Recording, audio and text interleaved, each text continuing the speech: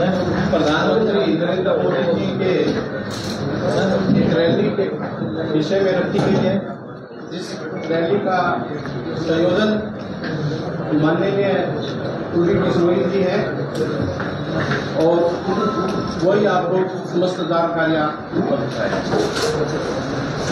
और इस मौके पर हमारे हिसार जिले के हिसार विधानसभा के प्रत्याशी डॉक्टर कमल गुप्ता जी, प्रत्याशी विनोद भैया जी और प्रवासी प्रभारी जो राजस्थान से कई बार चुनाव इन्होंने जीता है राजेंद्र राठौर जी, कुलदीप बिश्नोई जी के बारे में मैंने आपको बता दिया, जिला अध्यक्ष अशोक सैनी जी और बरवाड़ा से प्रत्याशी रणवीर गंगवा जी और नरवा से प्रत्याशी हमारे रणधीर पनियाल जी और प्रदेश मीडिया से हमारे संदीप जी और अन्य हमारे वरिष्ठ नेता यहाँ पर मौजूद हैं। अभी मैं कहूँगा कि कुलदीप बिश्नोई जी से कि वो विस्तृत से आने वाले आप सभी को हमारी सब की ओर से नमस्कार। और आप सभी हमारे थोड़े छोटे से बुलावे पर यहाँ पर आए, आपका हम आभार व्यक्त करते हैं। हिसार जिले के लिए और हिसार के लोगों के लिए बड़ी खुशी की बात है कि माननीय प्रधानमंत्री जी आज हम सबसे मिलने, हमें आशीर्वाद देने और सबका सहयोग मांगने हरियाणा हिसार की इलाके की जनता का 28 अक्टूबर को 1:15 बजे यहाँ पर हिसार पधार रहे हैं। हिसार हवाई अड्डे पर गुरु जम्बेश्वर यूनिवर्सिटी के सामने जो ग्राउंड है वहाँ पे प्रधानमंत्री जी की रैली प्रस्तावित है। और कल हमने पार्टी मैनिफेस्टो भी जारी किया और सबसे बड़ी खुशी मुझे इस बात की हुई, इतने लंबे राजनीतिक जीवन में मैंने पहली बार देखा जब नड्डा साहब बोल रहे थे कि भी हम लोग पुराना मैनिफेस्टो इम्प्लीमेंट करके और उसको नया संकल्प पत्र तब लेके आते हैं जब पुराना संकल्प पत्र पूरा हो जाता है। और उस संकल्प पत्र के जो मेन पॉइंट बिंदु थे उन्होंने पढ़ के भी सुनाए थे। तो बड़ी खुशी हुई कि भाई ताकि अगर संकल्प आप पूरा करते हैं तो नए संकल्प पे जनता भरोसा करेगी। और उन्होंने जो भी मैनिफेस्टो जारी संकल्प पत्र जारी किया उसमें हमारे खास तौर पे हिसार में उन्होंने विशेष ध्यान दिया हमारे हिसार के अंदर। और उन्होंने औद्योगिक क्लस्टर स्थापित करने का भी प्रस्ताव रखा है और हिसार हवाई अड्डे को इंटरनेशनल कार्गो हब के रूप में प्रस्तावित करने का संकल्प लिया है। और सैरामिक वस्तुओं के विनिर्माण, प्रसंस्करण और विपणन को बढ़ावा देने को सिमेरिक पार्क स्थापित करेंगे हम लोग। और अमरूद के लिए अत्याधुनिक और पैकेजिंग प्लांट की मंडी स्थापित करने का भी संकल्प इस संकल्प पत्र के अंदर है। और 800 मेगावाट का नया थर्मल पावर प्लांट केदर की तरह हम लगाने का यहाँ प्रस्ताव है। ऐसे ही कई चीज़ें और हैं, जैसे युवाओं को रोजगार की बात है या किसानों को पैकेज की बात है। तो ये संकल्प पत्र लेके हम आपके बीच में आज आपके माध्यम से जनता को बताना चाहते हैं कि भाई पुराना संकल्प पत्र भी हमने फुलफिल किया और नए के लिए भी हमने संकल्प लिया तो हमारा काम है।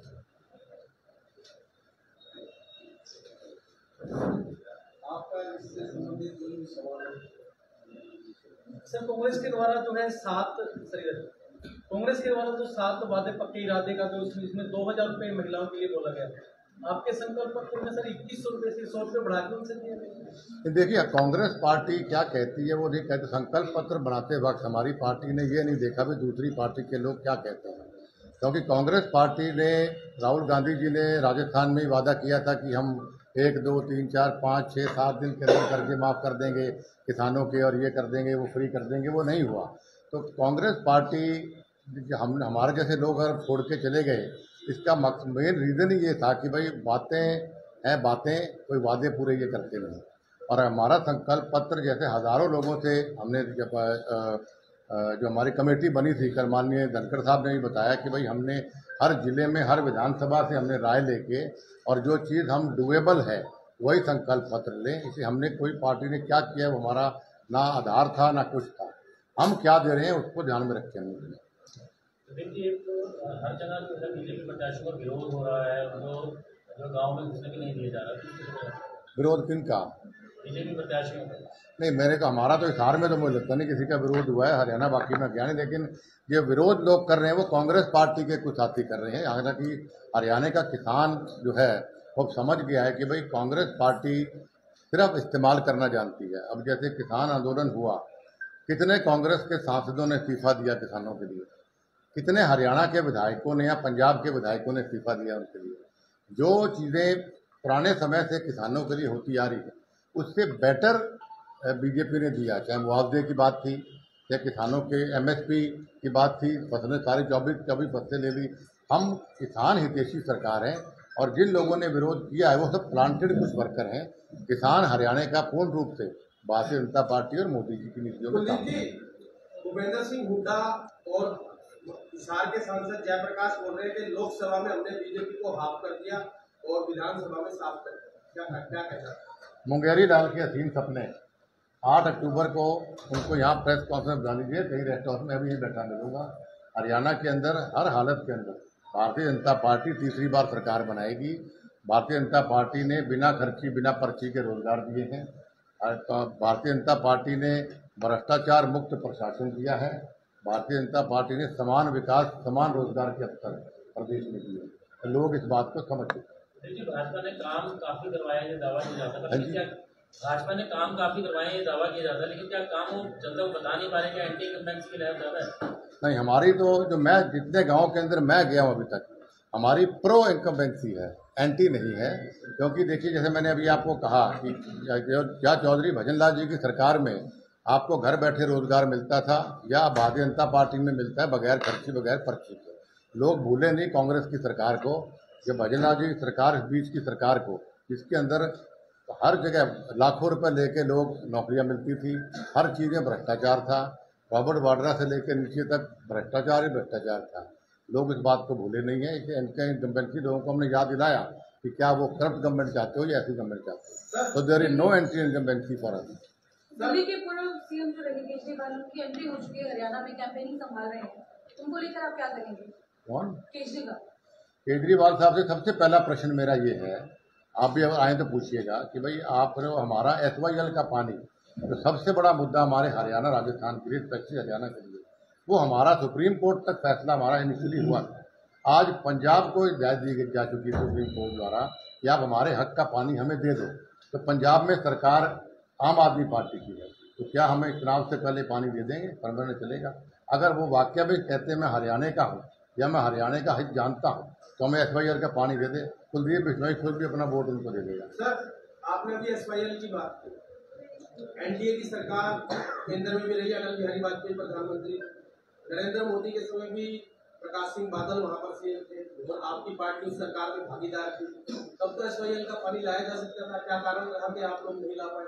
हमने लंबा संघर्ष किया, मतलब अपनी बात करता हूँ, लंबा संघर्ष हमने किया और आज जैसे मैंने कहा कहीं भी ये मामला लंबित नहीं है।